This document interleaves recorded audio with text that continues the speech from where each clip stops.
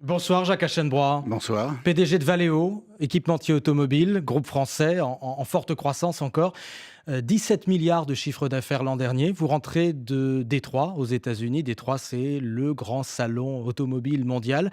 À Détroit, on a vu des 4x4, on a vu des pick-up, on a vu des voitures polluantes. Est-ce que c'est ça l'avenir de l'automobile, Jacques Aschenbroich? Alors, on a vu à Détroit, et c'est la première fois depuis plusieurs années, finalement, c'est le retour des véhicules très spécifiques au marché américain. Ce sont, comme vous le dites, des gros pick-up, des gros camions, des voitures extrêmement puissantes qui sont tout à fait spécifiques aux États-Unis, qu'on trouve finalement pas, nulle part ailleurs. Et ce qui était très intéressant, c'est finalement c'est le retour aux spécificités du marché américain. Et peu de choses sur les technologies. Quand on va dans des salons identiques, en France, en Allemagne, ou en Asie, on parle beaucoup, de véhicules électriques, de motorisation, d'économie d'énergie, de pollution, de voitures autonomes. Très peu de technologies à à Détroit, beaucoup de véhicules très spécifiques sur, le marché américain. Et pour revenir sur ce que vous dites, c'est des voitures qui consomment, ou des camions qui consomment énormément, d'essence, mais dans un pays, où le prix, de l'essence est extrêmement bas. Donc c'est pas la tendance générale, c'est pas l'avenir de l'automobile ce qu'on a vu à Détroit. Ce n'est pas l'avenir de l'automobile. On voit très bien qu'il y a aujourd'hui une déconnexion totale entre ce marché américain qui est extrêmement spécifique et les marchés européens, et les marchés asiatiques qui sont des véhicules beaucoup plus petits, même si, les fameux SUV, donc, c'est des véhicules, beaucoup plus, j'allais dire sportifs, plus massifs, existent, aussi, en Europe ou en Chine. Mais par contre, les sujets liés, aux économies d'énergie, à la réduction de la consommation, réduction de la pollution, sont des sujets qui sont extrêmement prégnants en Europe, extrêmement prégnants, en Chine et qui ne le sont beaucoup moins aujourd'hui en Amérique du Nord. Parlons de la France et du diesel qui s'effondre chez nous.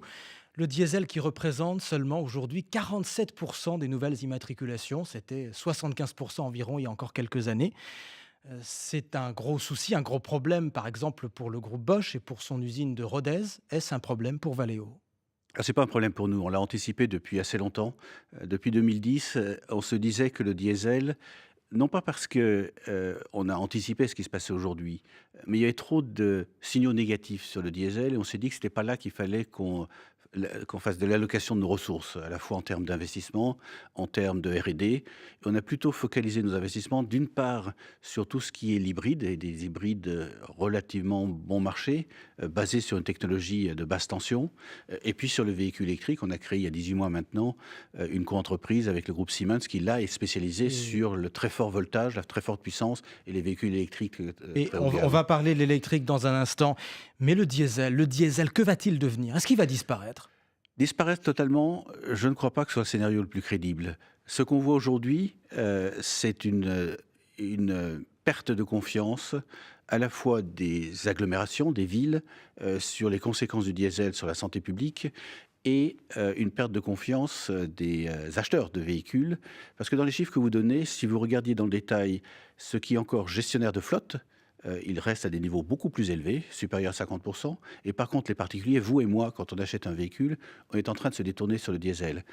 C'est probablement immérité, c'est-à-dire que le diesel n'a pas autant d'aspects négatifs, c'est beaucoup plus, il faudrait être beaucoup plus équilibré. Mais finalement, la vérité, c'est ce que vous et moi, nous croyons, et on pense aujourd'hui que le diesel va baisser considérablement. Je ne serais pas surpris que dans quelques années, le niveau d'équilibre, sur l'Europe, c'était un peu plus de 50%, 52, 53%.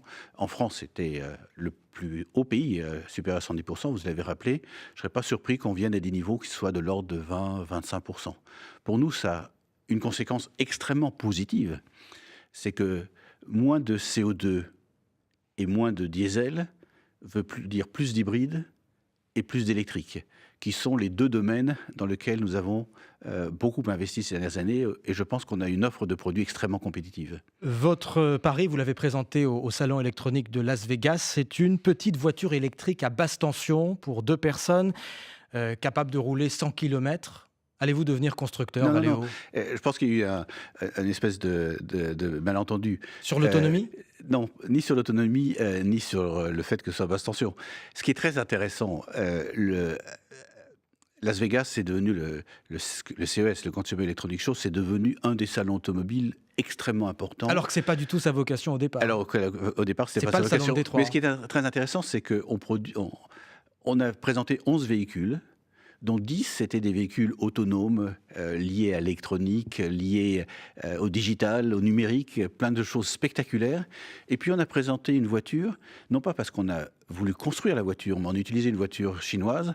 Il y a un concept en Chine qui est en train de se développer, c'est une voiture qui ferait 100 km d'autonomie à moins de 100 km/h, qui est une voiture citadine. Et on s'est dit, mais pourquoi ne pas essayer d'utiliser nos technologies de basse tension, beaucoup moins chères, pour rendre un véhicule petite taille, électrique avec des basses tensions, donc ce serait beaucoup moins cher. Et c'est ce qui a fait le buzz. Et donc, vous voyez un marché en Chine pour cette voiture-là. Est-ce que vous en voyez en France? Est-ce qu'il y a un marché? Je pense que, alors, comme toujours, il faut que le marché, que le véhicule ou que la technologie trouve sa place. Mais on voit bien, finalement, qui ne rêverait pas de rouler à 100 km/h dans une ville et qui ne rêverait pas d'avoir une autonomie de 100 km/h, si on reste dans un milieu urbain. Je suis persuadé que dans les années qui viennent, on aura une segmentation différente du marché, qu'il y aura des véhicules électriques et urbains. Je vais rappeler un chiffre quand même, Jacques Aschenbroich, 1,18%, c'est la part de l'électrique dans le marché français. C'est à peu près la part de marché au niveau mondial aussi. Il y a un autre chiffre qui me paraît aussi intéressant.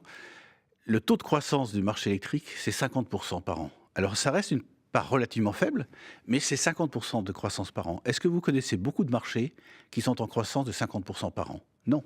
Et celui-là est en croissance de 50% par an. Toute dernière question, est-ce que l'avenir, c'est pas plutôt des villes sans voitures, sans embouteillage, sans pollution? Sans pollution, je suis d'accord. Sans embouteillage, c'est le rêve de chacun d'entre nous. Sans voiture, ça me paraît impossible. Pourquoi? Parce que plusieurs métropoles essayent en ce moment. Non, je pense que ce qu'on essaye, c'est de rendre la mobilité le plus flexible possible et de trouver le bon équilibre entre des transports de masse et puis des transports qui sont extrêmement flexibles. Quand vous habitez en banlieue, aller d'un point à un autre uniquement par les transports en commun, c'est quasiment impossible. Ou en tout cas, c'est très difficile. Donc il y aura un équilibre entre la voiture, qui sera de plus en plus partagée et de plus en plus électrique, et d'autres transports en commun, y compris les vélos. Jacques Aschenbroich, merci, le PDG de Valeo, invité ce soir de l'Interview Écho. Merci.